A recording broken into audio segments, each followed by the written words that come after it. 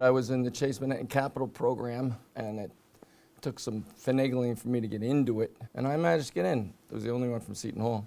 I graduated the program, and soon after that was made an assistant treasurer of the bank and became a lending officer. It's an easy thing to give people money.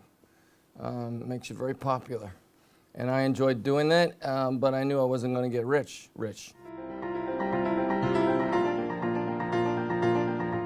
I looked at and did research on various industries at the time. Computers were just coming online, and hand calculators were expensive, but that was a new item. I thought cable had a lot of potential. And someone asked me if I would like to come and help run his collection of cable companies, and I said, sure. So that's how I learned about the business. I felt I learned the business, then I went into the business myself. On the financial side, that lending officer, he had been my former vice president and boss at the Chase Manhattan Bank. And he, his name was Arthur Way, just moved to New Jersey and joined a bank there. So I went to Arthur, and he said, no problem, we'll get you the loan. And he kept his word, he did. So that's what got me started, having had developed the friendship at Chase in New York. That's how I got the first $850,000 loan. Of course, I also raised $350,000 in equity, so I had $1.2 million to start with. And that was enough to get me started. Learn as much as you possibly can from people who have been successful in a particular industry before you go into it. And the second thing is to make sure your finances in order. You can have the greatest intentions, but if you don't have any money or enough money, you can get yourself in trouble, get overextended, and then it becomes a nightmare. And I've seen that happen to other people, which is why I worked in earnest not to let that happen to me.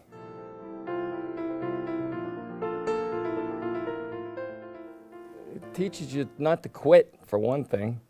No matter how bad it gets, you never give up. I was just a lucky guy.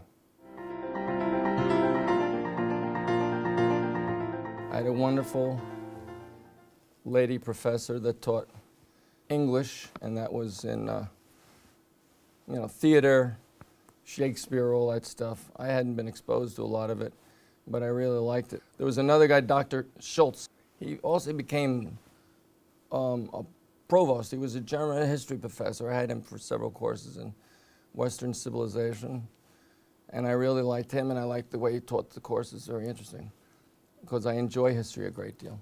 One of the few electives I had, I took Italian Renaissance art, and I enjoyed that a great deal. I didn't know a whole lot about it, but I memorized many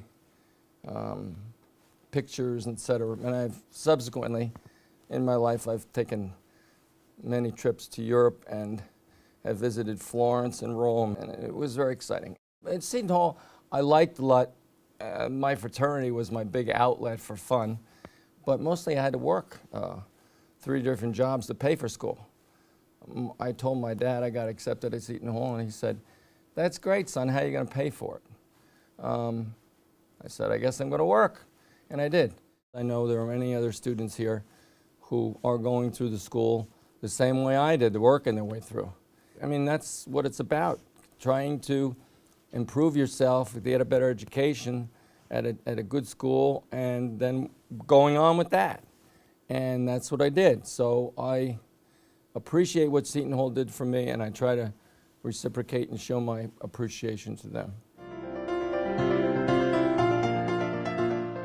My parents were the kind of people that never said anything negative about any other race, religion, or whatever, and they didn't have much. But what they had, if they had something to share, they shared it. That's the way I was brought up, to be nice to people and to share what I had. And I have been fortunate to earn a lot, and therefore I share a lot.